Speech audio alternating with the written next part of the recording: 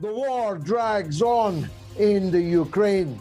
The Americans are ready to fight to the last drop of Ukrainian blood, stuffing in more and more and more weaponry and entertaining the very possibility of World War III with what they phantasmically describe as a no-fly zone. But the Nazis are being crushed. The Azov battalion founder has been killed in Mariupol, and much of the country is now completely cleansed of the Nazi, fascist, ultra-nationalist forces of the Ukrainian army.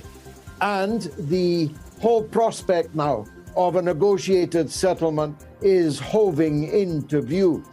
President Zelensky, whilst on a worldwide circus tour by Zoom of other people's parliaments, where he's greeted with a standing ovation by the members, but never asked where he got all that money in his offshore bank account. I tell you, fasten your seatbelts, because for the next 3 hours, this really is going to be the mother of all talk shows extra. The magnificent Russian tennis player Medvedev has been told that he will not be able to play at Wimbledon this year unless he denounces his own government. Just think about that for a minute. And just thank your lucky stars that that was never applied to British and American sports stars and entertainers when Britain and America, in complete defiance of international law, killed 1 million people in the illegal invasion of Iraq. Just thank your lucky stars that no one thought of that one. I don't know what Medvedev will do. I know what I would do in his shoes, but there's a lot of money and prestige at stake at Wimbledon. If he does bow the knee, then the disgrace will be not on him, but on the Lawn Tennis Association and the British tennis authorities. And what will it be worth to have a man denounce his own country on pain of being drummed out of the sport that he loves and excels in?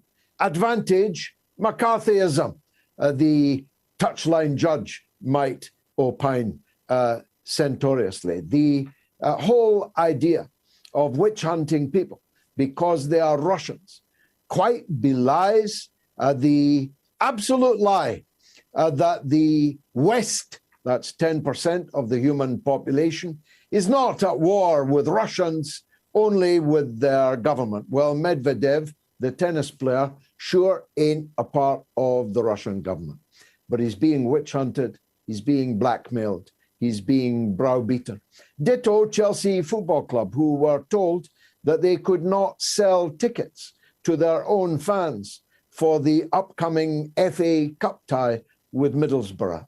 An absolute witch hunt is destroying a football team that is a world power in the game.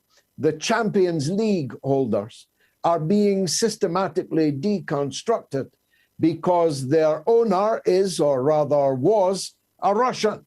It's a double is or was, because Roman Abramovich, on the face of it, no longer owns Chelsea. And Roman Abramovich is no longer a Russian.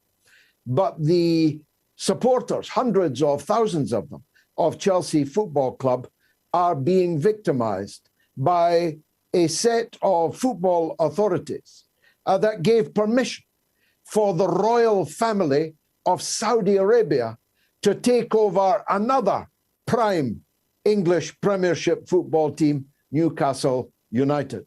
This after they chopped the Washington Post columnist Jamal Khashoggi into pieces in their consulate in Istanbul and flushed him down the drain. This after, just 2 days ago, that same Saudi regime actually chopped the heads off 81 people in a single day. The biggest act of head chopping since ISIS. Oh, wait, even ISIS never cut 81 people's heads off on the same day, although they probably got near to that grisly record. And speaking of Saudi Arabia, who's there right now? The British Prime Minister, Boris Johnson, seeking to take the high ground over Ukraine, is in Riyadh on his knees, kissing the ring of the Saudi crown prince who murdered Jamal Khashoggi, who gave the order to decapitate 81 people in a single day, many of them captured for protesting for democracy when they were teenagers. Boris Johnson's there kissing the ring, begging for more oil production from the Saudis. Joe Biden would be there if he could find his way to the airport. And I don't know, Nancy Pelosi, if she could stay off the gin for long enough, she'd be there too. But the Saudis actually won't take a telephone call from Joe Biden, who, of course, in his election campaign, promised to be really, really tough with them, to reset relations with Saudi Arabia, even though he's now by letter, because they won't take the telephone call, begging them to save America's economy by upping their production. Saudi Arabia has just announced that it will sell its oil in the Chinese currency, RMB, from now on. And that's why Vladimir Putin is right today when he says that this conflict in Ukraine has marked the end of the West's economic and political domination of the globe. Sing hallelujah to that. I've made my position very clear from the beginning. I did not expect this invasion. I did not want this invasion. But now that this invasion has happened, it's far better that it comes to a negotiated end as quickly as possible, like tomorrow. It is vital for the preservation of Ukraine's infrastructure and, above all, its innocent civilian population, that the forces of the coup regime in Kiev lay down their arms and negotiate a settlement which could have been had before the invasion began. A settlement which, as Lavrov put it, is a set of minimal demands, the foremost of which is the treaty proof that Ukraine will never join NATO, never invite foreign armies or weapons onto their soil ever again. That Ukraine should be a neutral country, like Austria. It's hardly a high price to pay to be like Austria, to be like Switzerland, to be a bridge between the West and Russia if anyone ever again wishes to cross it, rather than a trench in which NATO can buckle down for the invasion of Russia at some time in the future. For those who say, what a fanciful idea, well, not if you're Russian. Russia was invaded through exactly that European plane, through Ukraine, by Napoleon, by the Kaiser, and again by Adolf Hitler. 3 invasions from the West through Ukraine. They will never allow another one. As I put it to you, and it's chilling, but true, the Russians would rather blow up the whole world than leave themselves naked and open to a 4th Western invasion of their country. Now, I'm not a supporter of Vladimir Putin. I've said many times that if I was a Russian, I would have voted for someone else. I would have voted for the main opposition leader, Zhuganov. He's a communist. Not many people of you knew that the second biggest party in Russia is the Communist Party. And they issued a statement this week, which in its clarity and its luminosity was the best thing I've read so far from Russia on how this disaster in Ukraine came about. I urge you to read it. You'll find it on my Twitter feed. It's a first-class look at the history and present-day reality of Ukraine. It makes for startling reading, not least in this regard. And these are the issues I wish to close on. It doesn't matter how many times you show people the swastikas, you show them the goose-stepping Nazi filth in Ukraine, you show them the SS insignia, you show them Stepan Bandera's avenue in Kiev, you show them the IKEA built by a flat pack, built by the main Nazi leader in Sweden. The store is in Bandera Avenue in Kiev. You show them the city council of Kiev singing a song, a hymn of praise to Stepan Bandera. You saw a tweet this day from the Ukrainian ambassador in Germany, of all places, from Berlin, saying that he had been briefing the Ukrainian people living in Berlin and then laid flowers on the grave, and I quote, of our hero Stepan Bandera. Who was Stepan Bandera? If you don't know by now, you need to know this. Babi Yar.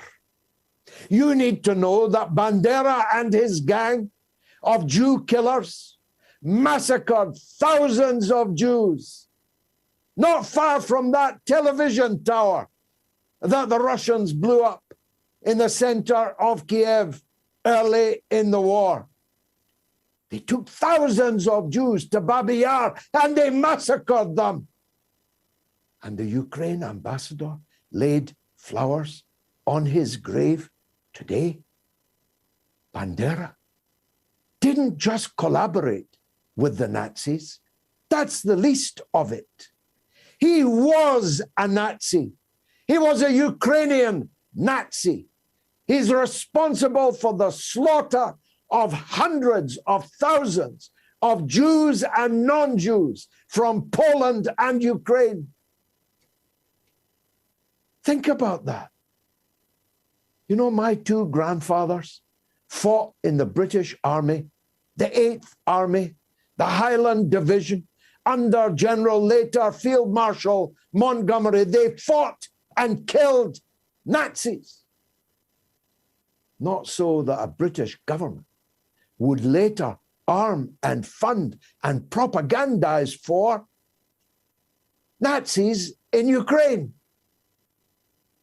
They didn't go on to fight in Monte Cassino, one of the worst battles of the entire Second World War, at least on the Western Front. And in one case, never recover from it. They didn't fight Nazis in 1944 in Italy and in North Africa so that our country could become a funder and armor and propagandizer for Nazis in the Ukraine. Has everybody forgotten the Second World War? Does nobody care about the Second World War?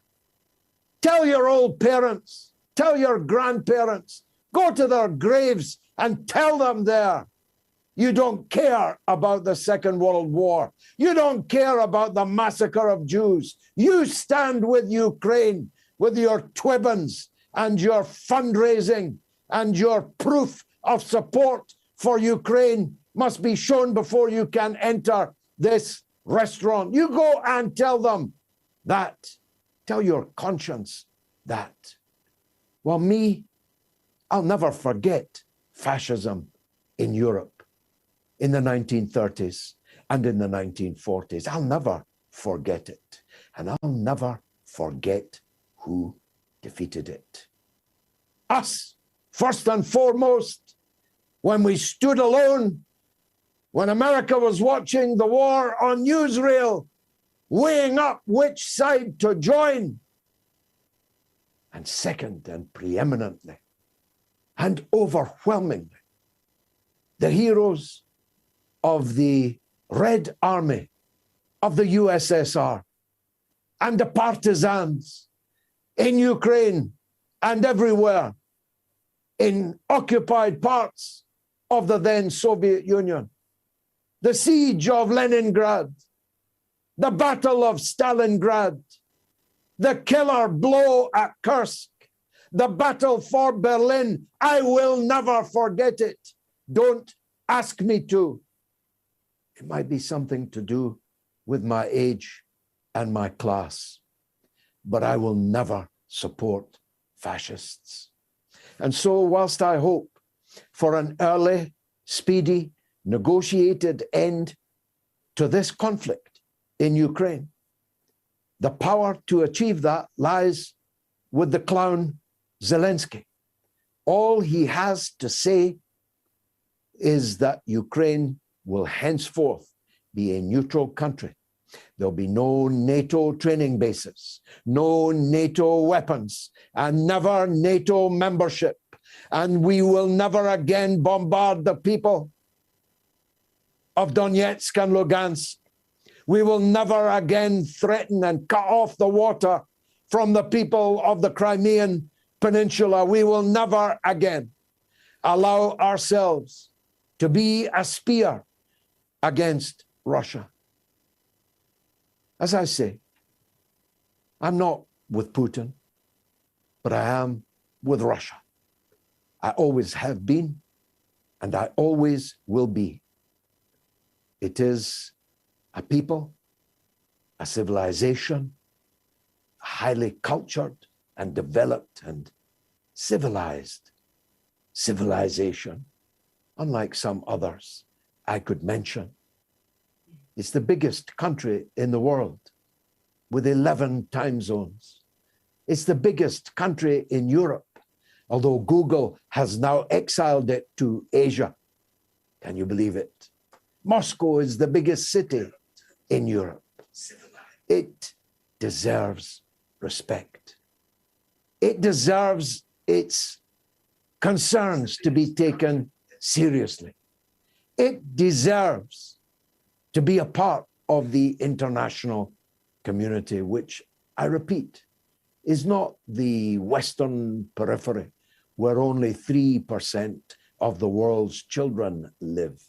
3%. The international community is 100%. The vast majority of it wants nothing to do with NATO and its provocations and its aggression against the great people of Russia. Just think about all of that. I'll take your calls throughout the show where you can argue the toss with me. You're most welcome. And we'll be hearing from some terrific guests, some of whom you haven't seen before on the show. But once seen, you'll never forget them. Fasten your seatbelts. This is the mother of all talk shows.